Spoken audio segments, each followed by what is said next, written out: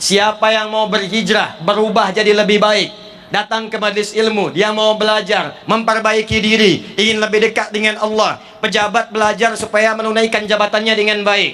Dari militer belajar, polisi belajar, dari semua kalangan belajar supaya lebih dekat dengan Allah. Saat dia mulai berangkat itu, kata Allah, perhatikan, wa may yuhajir fi sabilillah yajid fil ardi muraghaman katsiran wasa'a. Kalau dia belajar masih hidup, mempraktekkan pelajarannya, maka akan diganti oleh Allah. Pertama, akan dirubah keadaan hatinya menjadi lebih tenang. Dikala orang sudah dekat dengan masjid, orang dekat dengan majlis ilmu, yang Allah berikan pertama kali bukan dunia, tapi ketenangan dalam jiwanya.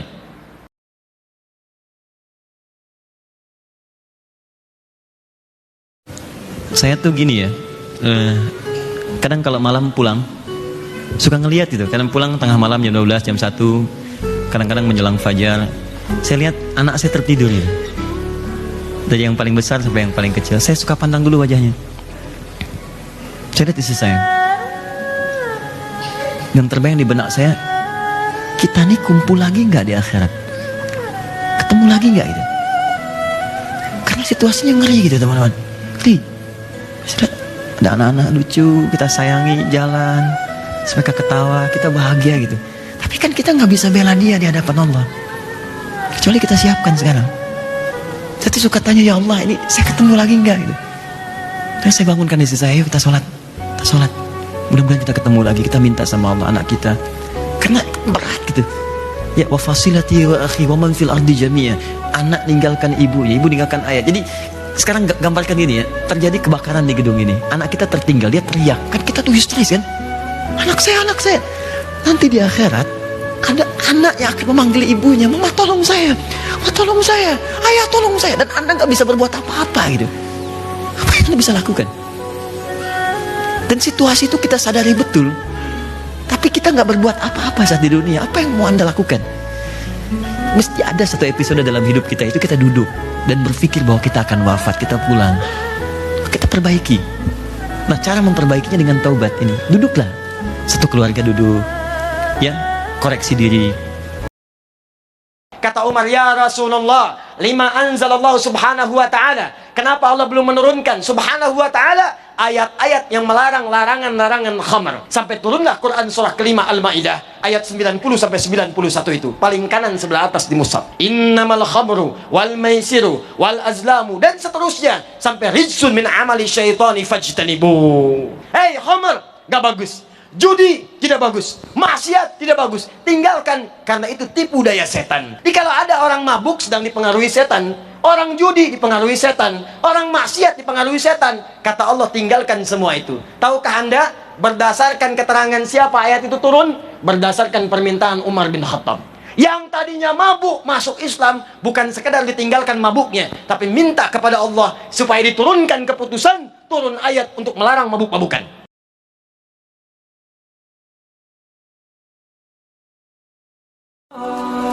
Bukankah terpatri dalam jiwa anda, terpatri di lubuk hati anda, bahwa bekal menuju Allah subhanahu wa ta'ala bukan sekedar harta yang anda kumpulkan, rumah luas yang anda tinggali, mobil berlimpah yang anda naiki.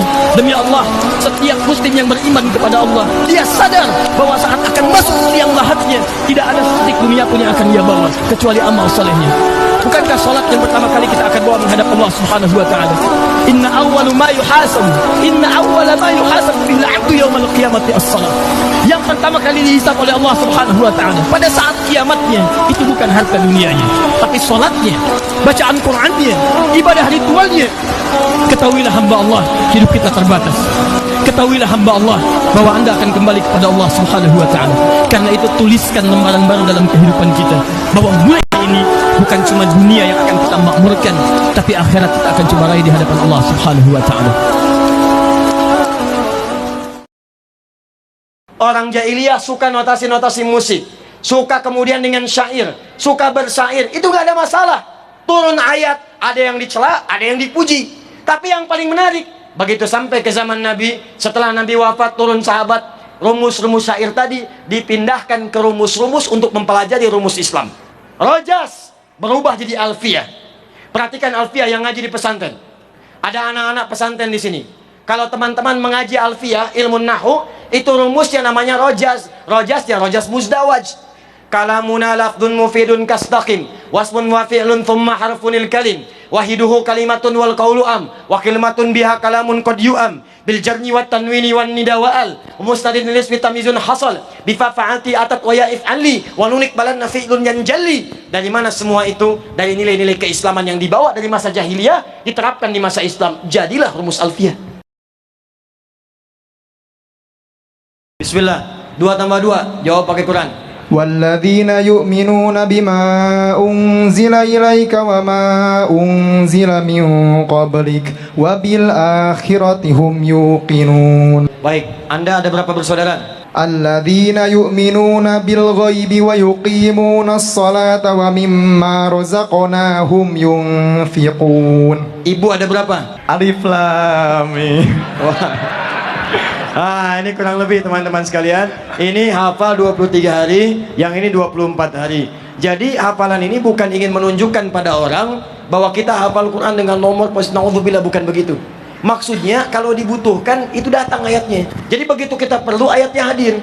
Bahkan kalau kita ngimamin misalnya baca, itu seakan-akan depan kita ada mushaf. Sebelah kanannya, kirinya, depannya, belakangnya misalnya, apakah atas atau bawah dan sebagainya.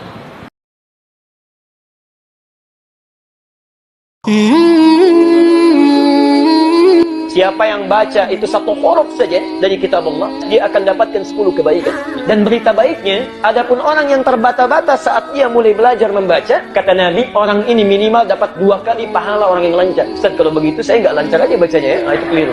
Jadi ibu dan bapak sekalian, kalau Nabi sudah menawarkan, antum nggak lancar saja, pahala dilipat gandakan. Kalau dengan semua motivasi itu belum tersentuh juga baca Quran, dengan cara apa lagi mesti dimotivasi? Pahala sudah digandakan, kebaikan diliputkan, belum tersentuh juga. Berapa lama lagi waktu yang dibutuhkan untuk memotivasi kita mau baca Quran? Kalau dalam sehari tidak mampu baca Quran, caranya begini. Malam-malam bangun, 1:30, bawa mushaf kita, masuk ke ruangan tengah, buka mushafnya, lalu katakan pada diri kita, ya Allah, dosa apa saya nggak bisa baca Quran? Karena tidak mungkin ada muslim tidak mau baca Quran kecuali ada sekat dalam jiwanya. Sehari mesti baca kita, sehari itu Quran mesti baca, walaupun cuma 1 ayat. Ustaz, iman saya turun naik. Saya tobat dari berbuat dosa lagi. Pertanyaan saya, bagaimana caranya agar saya bisa benar-benar tobat dan tidak balik lagi? Baik. Pertama, semoga Allah muliakan Anda. Saya sering katakan bahwa saya senang dengan pertanyaan-pertanyaan seperti ini.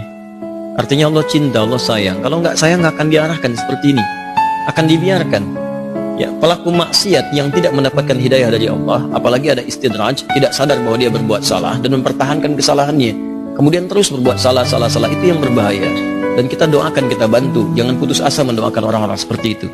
Tapi yang paling disenangi adalah jika pelaku maksiat sejahat apapun, tiba-tiba ada getaran di jiwanya untuk kembali. Saya sarankan cepat ambil, karena itu tanda sayang Allah yang pertama. Ambil itu. Saya sering katakan pada Anda, Allah sangat mencintai pelaku maksiat yang tobat dibandingkan orang soleh yang tidak pernah merasa. Jangan mau bu ya, anak-anak, adik-adikku yang belum menikah, saudara-saudari akhwat, jangan tergoda dengan rayuan-rayuan laki-laki yang tidak jelas, yang kena virus dilanisme. Dilan, hati-hati, awas, hati-hati. Jangan tergoda dengan kata-kata, sayang sama abang yuk naik motor berdua. Enak, motor milik berdua, seakan dunia nggak ada.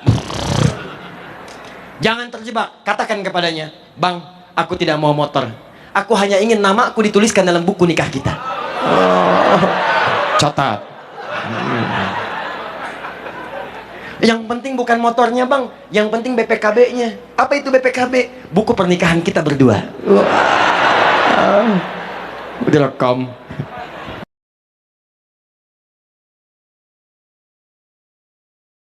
Ali bin Abi Thalib sedang bertarung. Ketika kemudian pedang musuhnya jatuh. Saat akan menebasnya, tiba-tiba musuhnya meludahinya. Perhatikan kalimat ini. Begitu, ini kisah nyata, diludahi Ali. Begitu diludahi, tiba-tiba beliau tidak jadi menebasnya. Tidak mengeksekusinya. Ditinggalkan. Orang ini heran. Anda bayangkan di peperangan tinggal eksekusi, nggak jadi. Diludahi. Orang ini bertanya, kenapa Anda tidak jadi membunuh saya? Kata Ali, saat yang pertama saya melakukan karena Allah. Tapi begitu Anda ludahi saya khawatir saya mengerjakannya karena nafsu saya, karena tidak suka dengan Anda. Dan saya melanggar ketentuan Allah. Maka saya tinggalkan karena Allah melarang saya untuk mengeksekusi sesuatu hanya karena mengikuti hawa nafsu saya. Apa yang terjadi? Dia tidak mengambil pedang yang lain untuk mengeksekusinya, tapi dia katakan asyhadu an la ilaha illallah wa asyhadu anna muhammadar rasulullah. Itulah yang dimaksudkan berperang dengan takwa, bukan dengan jiwa nafsu.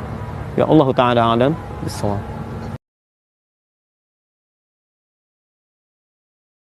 Yang paling indah adalah diundang kita 5 kali dalam sehari. Ditunggu untuk diberikan solusi. Kau punya masalah apa sekarang? Ayo minta kepada saya solusinya.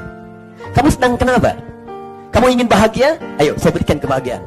Kamu ingin sukses? Saya berikan kesuksesan. Kamu ingin solusi? Saya berikan itu. Kumpulan makna sukses, bahagia, happiness, tenang, nyaman itu kalau digabungkan jadi satu, cukup dengan satu kata dalam bahasa Arab, namanya falah. Falahun. Falah. Saya tanya pada anda, ketika kita mendengar suara azan memanggil salat, lalu muadzin mengatakan hayya 'alas shalah, ayo salat. Lalu anda tanyakan, kenapa saya mesti salat? Perhatikan jawabannya setelah kalimat hayya 'alas shalah. Apa jawabannya? Hayya 'alal falah. Kata Allah, bukan saya ingin berikan beban dalam salat, tapi saya ingin berikan kebahagiaan bagi anda yang belum bahagia. Saya pemilik kebahagiaan. Menjaga pandangan yang sesuai Al-Quran dan hadis. Cara menjaga pandangan untuk laki-laki atau perempuan? Kayaknya sih laki-laki nih. Baik. Untuk laki-laki Quran surah ke-24 ayat ke-30, untuk perempuan Quran surah ke-24 ayat 31. Baik, kita langsung jawab dengan ayatnya. Perhatikan kalimatnya untuk laki-laki. Wa qul lil mu'minina yaghuddu min absarihim. Katakan pada pria-pria yang merasa punya iman. Yaghuddu min absarihim. Ya. Yaghuddu, ghaddu itu asalnya adalah menatap kepada yang baik-baik dan menyingkirkan pandangan dari yang tidak baik. Dari sini muncul istilah ghaddul basar. Di ghaddul basar itu bukan gak boleh lihat, ya keliru ya. Bukan gak boleh lihat. Saya pernah dulu main ke satu tempat, ya di salah satu tempat. Jadi ada teman-teman yang sedang ceramah, jamaahnya sebagian akhwat. Jadi akhwatnya melihat ke timur, ustadznya melihat ke barat. Agak nggak nyambung gitu kan? Nah, di salah satu tempat di Jogja pernah kami melihat yang lebih fatal lagi. Ada perempuan yang ingin menerapkan ghaddul basar, ayat 31-nya, wa qul lil mu'minati yaghdudna min absarihinna, itu naik sepeda di jalan raya, matanya ke bawah begini. Nah, itu agak-agak khawatir gitu kan. Nah, jadi ya, takut terjadi sesuatu ya. Jadi ghaddul basar itu bukan nggak boleh melihat. Di antara adab sopan santun itu saling melihat. Tapi ketika pandangan itu yang menghadirkan syahwat atau hal yang dilarang oleh Allah, itu yang dimaksudkan palingkan. Ya. Maaf, bukan hanya sekedar bertemu fisik begini, tidak. Anda lihat televisi, ada tayangan yang dilarang oleh Allah, palingkan. Itu ghaddul basar. Anda lihat handphone, tiba-tiba masuk iklan, hal yang tidak boleh dilihat, Anda palingkan. Di semua yang tidak diperkenankan oleh Allah untuk dilihat, itu yang dipalingkan. Jadi sederhana, bagaimana cara menjaga pandangan? Kata Quran, setiap yang dilarang oleh Allah, cepat palingkan. Ya. Ali bin Abi Thalib, radhiyallahu ta'ala anhu, punya gelar khusus dari Nabi. Ya, karamahullahu wajah, diteruskan oleh para ulama. Karamahullahu wajah, semoga Allah memuliakan wajahnya. Di antara riwayatnya, ketika sedang bersama Rasulullah SAW, ada sesuatu terlintas, kemudian terlihat oleh Ali, dipalingkan oleh Rasulullah SAW. Ya Ali, ya, cukup pindahkan, yang itu kemudian bagian dari panah-panah setan. Yang terlihat oleh engkau sebagian kilatan pertama, selanjutnya adalah panah-panah setan. Ya. Awas hati-hati ketika dipalingkan, ini dijaga oleh Allah Subhanahu Wa Taala supaya pandangannya tidak melihat hal yang diharamkan. Jadi rumus dari hadis ini, begitu melihat, palingkan. Dan jangan dipelesetkan ya. Ada sebagian mempelesetkan, Ali kan melihat dulu, selanjutnya itu panah setan. Berarti yang pertama tanpa berkedip itu bagian dari rahmat. Ya. Awas jangan-jangan keliru ya. Anda lihat seseorang, Masya Allah, itu bagian dari panah setan. Kedip dulu langsung pindah, ya kan? Itu hal yang keliru, yang tidak tepat. Sekira itu. Bukan Allah tidak mengabulkan. Tapi yang pertama, mungkin Allah menunda sampai Anda siap menerimanya. Dan di balik penundaan itu ada pahala mengalir. Bukankah orang kalau belum dijawab minta lagi? Nabi Muhammad minta dikabulkan doa supaya kiblat diarahkan ke Masjidil Haram. Tadinya ke Palestina di Masjid Al-Aqsa. Minta kepada Allah. Lalu turun Quran surah kedua ayat 144, paling kiri sebelah bawah. Qad nara taqalluba wajhika fis sama. Kata Allah, kami sering perhatikan kamu mengadahkan wajahmu ke langit, minta. Diperhatikan Allah. Pertanyaan saya, apakah saat minta langsung dikabulkan? Tidak. Itu baru dikabulkan setelah 17 bulan. 17 bulan, Anda bayangkan. Setahun 5 bulan, 1,5 tahun. Ada Nabi minta pada Allah, orang paling soleh, paling takwa, dijamin surga. Baru dikabulkan 17 bulan. Dan beliau biasa aja, nggak pernah pasang status. Apa Allah nggak sayang saya? Bisa tidak. Ya. Kenapa Anda baru 7 bulan langsung mengeluh? Paham ya? Kadang-kadang bukan tidak diberi, tapi ada rasa cinta supaya kita terus memohon sehingga pahala diberi.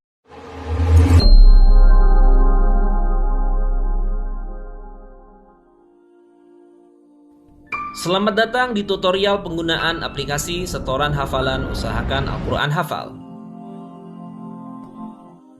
Bagi Anda yang telah terdaftar, silakan login dengan memasukkan nomor registrasi Anda pada kolom username dan password. Bagi Anda yang akan mendaftarkan diri, ikuti panduan berikut ini. Klik daftar di sini dan isi form registrasi dengan data yang lengkap dan benar. Saat ini, kami hanya menerima pendaftaran untuk wilayah Jabodetabek. Pastikan nomor telepon dan alamat email Anda benar agar dapat menerima kode verifikasi. Perangkat belajar bisa Anda dapatkan dengan datang ke kantor kami atau menggunakan fitur pengiriman dengan biaya Rp75.000. Untuk ambil sendiri, klik link alamat kami. Kemudian, lakukan pembayaran via transfer. Jika pembayaran terverifikasi, Anda akan mendapatkan notifikasi melalui SMS berisikan nomor registrasi, username, dan password. Tekan refresh untuk cek kembali status pembayaran Anda. Fitur setoran hafalan dapat Anda gunakan sebelum paket perangkat belajar Anda terima. Mohon senantiasa bersabar dalam proses pengiriman perangkat yang membutuhkan waktu.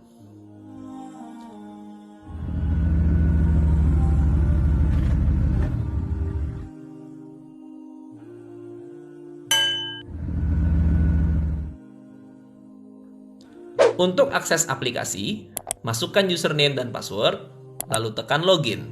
Terdapat dua fitur utama, setoran hafalan melalui rekaman atau melalui penjadwalan setoran online. Pada setoran hafalan rekaman, isi semua kolom data dengan benar dan upload file audio pada keterangan choose file.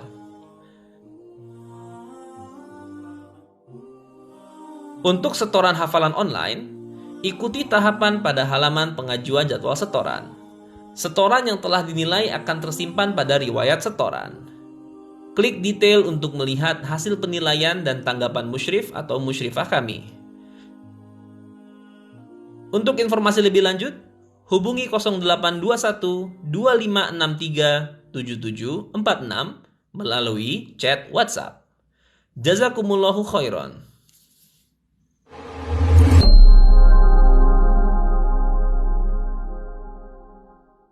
Dan sadari bahwa Anda manusia.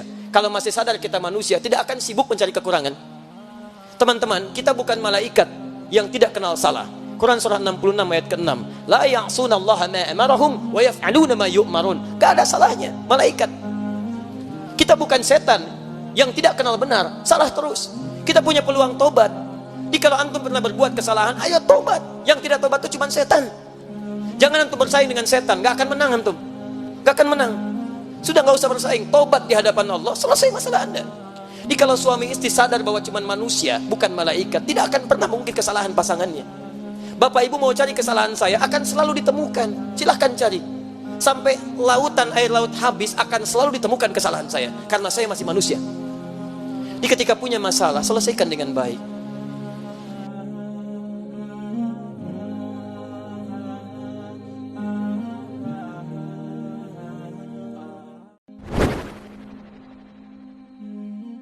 Jadi ukurannya tuh kesuksesan bukan ukuran dunia. Ya, uang harus berapa dihasilkan dalam tahun ini, pekerjaan berapa yang harus diraih. Ukurannya bukan itu. Ukurannya apakah setiap perilaku, tindakan, sikap, sifat kita mendapatkan ridha Allah atau tidak. Itu ukurannya.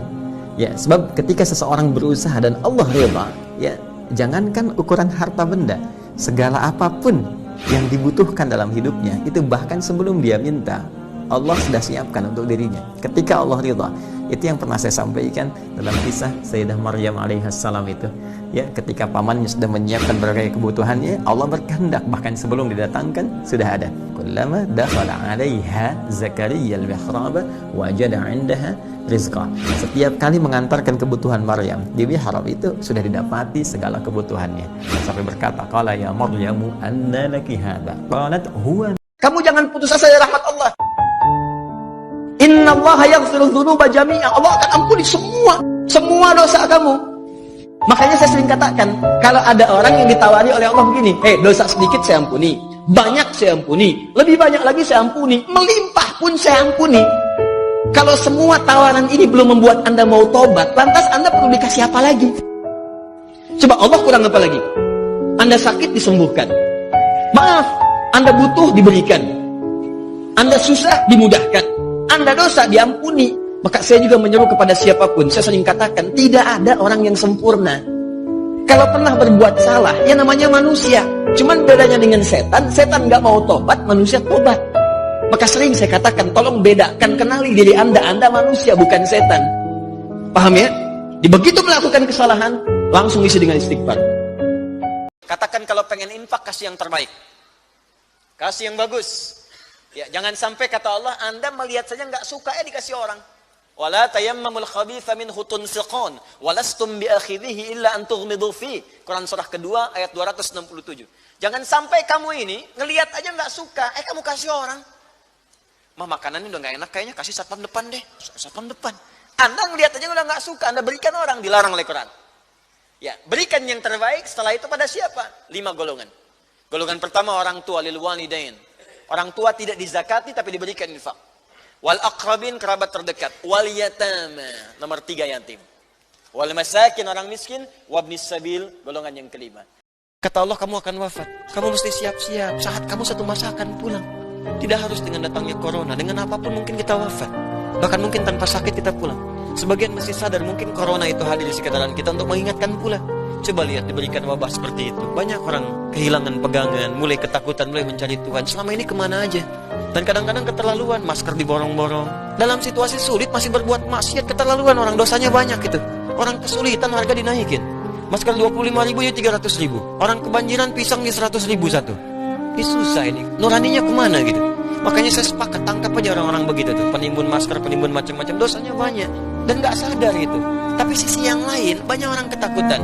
Kelihatan ada yang takut mati, gak siap-siap. Dia kemana aja selama ini? Ada yang khawatir, ada yang borong makanan sampai sana-sini, ketakutan. Anda apa yang ditakutkan? Anda meninggal juga tanpa virus pun Anda meninggal. Gak bisa pilih. Jangan tunggu virus untuk kita tobat kepada Allah. Setiap hari tobat. Tobat setiap. Innal munafiqina, sungguh orang-orang munafik itu yukhadi'una Allah, mereka mencoba mengelabui Allah dalam ibadahnya. Jadi mereka pura-pura seperti ibadah, padahal nggak fokus dengan ibadah. Cuman ibadahnya itu karena banyak maksiatnya, dia nggak bisa khusyuk dalam ibadah. Bahkan hanya mengelabui orang saja. Yang penting saya sholat, dia mencoba menipu Allah. Mengelabui orang sekitarnya supaya kelihatan dia sholat. Yukhadi'una Allah wa huwa khadi'uhum, padahal dia cuma menipu diri sendiri. Capek-capek kamu sholat, saya juga perhatikan, saya tahu saya nggak berikan pahala. Begitu mereka sholat, kamu salah. Memang sholat, tapi malasnya kelihatan. Dan yang paling berbahaya, wala yadhkurunallaha illa qalila, dan mereka tidak ingat dengan Allah kecuali sedikit saja. Jadi kalau Anda, maaf teman-teman, Anda satu kali ada sifat malas dalam ibadah, bisa mau sholat malas, hati-hati betul. Maksiat apa yang Anda kerjakan sampai membuat Anda malas dalam punya sifat dalam ingin memberikan nilai kebaikan, maka nilai yang paling utama untuk bekal kita pulang kan nilai tauhid, keyakinan. Maka dari itulah kemudian datang Al-Quran membawa referensi, sayangi saudaramu, berikan berita yang benar, tunjukkan kebenaran, jangan tutupi nilai kebenaran, sampaikan begini, ada sesuatu yang tidak tepat, ada nilai sejarah yang terpotong, ada sesuatu yang dituliskan oleh tangan manusia yang kemudian diyakini. Karena itulah di kitab-kitab selain Al-Quran tidak pernah ada redaksi begini, saya Tuhan, sembah saya. Silahkan cek. Saya Tuhan, ini langsung redaksinya ya. Di Quran itu spesifik, jadi jangan bias lah, jangan begini, begitu, tidak. Langsung redaksinya spesifik. Al-Quran jelas mengatakan, Quran surah ke-20, Toha, ayat 14. Allah pede langsung mengatakan, yakin betul, kalimat tegas.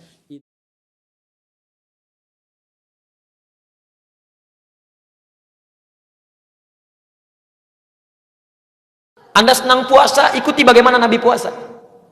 Nabi itu saking senangnya puasa, kalau istrinya nggak ada makanan pun seketika puasa. Pernah terjadi, Sayyidah Aisyah nggak punya bahan makanan di rumah. Dan itu hari Nabi tidak puasa. Kata Sayyidah Aisyah, ya Rasulullah, ya Allah, aku menzalimi Rasulullah. Aku nggak masak hari ini. Tiba-tiba Nabi bisikan di telinganya. Apa kata Nabi? Zauji, sayang, aku puasa hari ini, ana shaim. Pernah satu ketika beliau masak dalam keadaan Nabi ya sedang puasa. Kata Sayyidah Aisyah, ya Allah aku menzalimi Nabi. Nabi puasa kok aku masak. Kata Nabi, zauji, sayang, ana muftir. Saya nggak puasa hari ini. Ayo kita makan.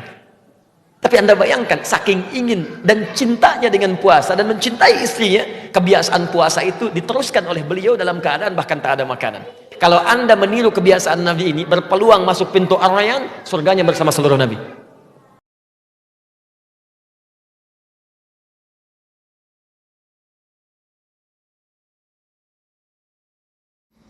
Assalamualaikum Ustaz, Waalaikumsalam warahmatullahi wabarakatuh.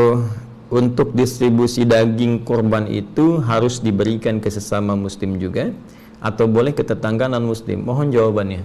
Kurban sangat luas teman-teman. Ya, kurban berbeda dengan alokasi zakat, misalnya yang spesifik dari zakat mal, sekian. Zakat fitri spesifik, fakir dan miskin. Kurban sangat luas. Bahkan sahibul kurban itu dianjurkan menikmati bagian dari kurban itu untuk menunjukkan bukti syukurnya kepada Allah. Itu ada bagiannya untuk sahibul kurban. Bahkan ada yang terdekat dengan sahibul kurban, dibagi tetangga-tetangga, kan? Kemudian juga ada prioritas dari kalangan fakir atau miskin yang dengan itu bisa mensupport kehidupan mereka. Ya, dekat, kalau dekat terpenuhi, semakin jauh lagi. Jangan tertukar. Sangat mulia kalau kita ingin berkurban di tempat yang jauh misalnya. Tapi perhatikan lingkungan kita tinggal dulu. Ya, kalau lingkungan tinggal kita sudah terpenuhi, misal di satu komplek, wah ini sudah over capacity nih hewan kurbannya, udah mencakup luar biasa, gitu ya.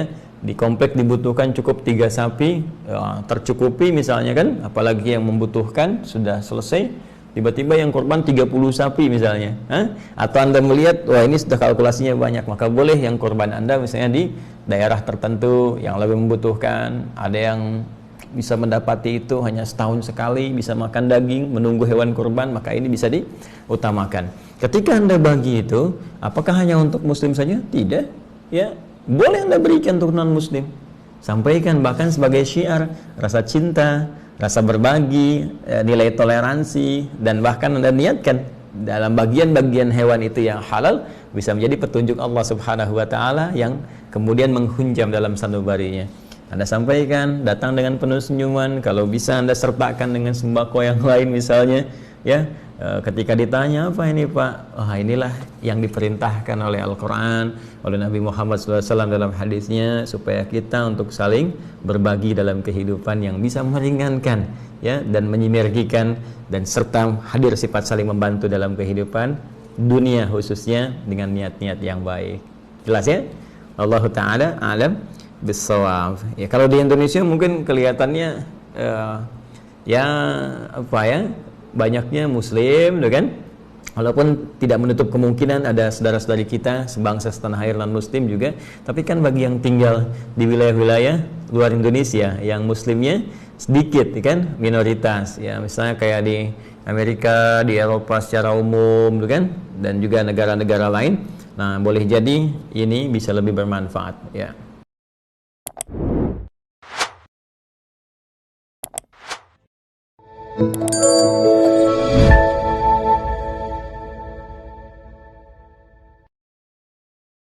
Kayak itu yang Anda bicarakan untuk Anda nikmati di akhirat kelak.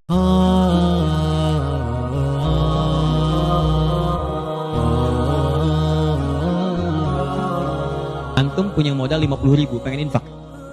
Dengan uang itu disarankan langsung lewat petunjuk Nabi, cari dengan 50.000 itu yang menghasilkan keuntungan terus berlipat walaupun antum nggak mengerjakannya. Saya beri contoh misalnya, berikan kepada orang yang tadi mengerjakan pahala berganda sedekah jariyah, misal penghafal Quran. Ada orang punya 50.000 diberikan kepada orang dengan bentuk makanan, yuk makan, dimakan oleh orang itu, dia sholat, begitu dia sholat dengan energi tadi antum dapat pahalanya, begitu energinya hilang pahalanya selesai. Tapi antum belikan mushaf 50.000, antum datang ke tempat hafalan Quran, Masya Allah, begitu datang ke situ berikan kepada anak-anak penghafal Quran, modal cuma 50.000, mushaf 2 diberikan kepada penghafal Quran. Tadi sudah saya katakan dari awal, hafal Quran itu penghafal nggak akan pernah menghafalkan dengan satu bacaan, dia akan mengulang-ulang. Anda bayangkan modalnya cuma 50.000 sama dengan tadi, mushaf 2 jadi 2, begitu ditemukan dan dipegang oleh penghafal Quran, dibaca oleh dia, dihafalkan. Allahu Akbar. Berapa banyak bacaan dia bacakan dalam sehari? Baca, transfer mengalir kepada antum. semua yang dia bacakan, dia hafalkan, semua mengalir untuk antum. Modalnya cuma 50 ribu. Yang menarik, antum meninggal, mushafnya masih ada, dibaca lagi ada yang lain, mengalir lagi, modal 50 ribu. Yang menarik, mushaf dah rusak, cuman penghafal tadi udah hafal Quran 30 juz, dia punya murid lagi, jangankan punya murid, ngimamin dia dengan wasilah mushaf dari antum tadi. Begitu mengimami, pahala lagi, transfer. Yang hebat, dia punya murid 10 orang, 10 itu punya murid lagi, 10 lagi, gak habis-habis, cuma 50 ribu modalnya. 50 ribu rupiah mushaf.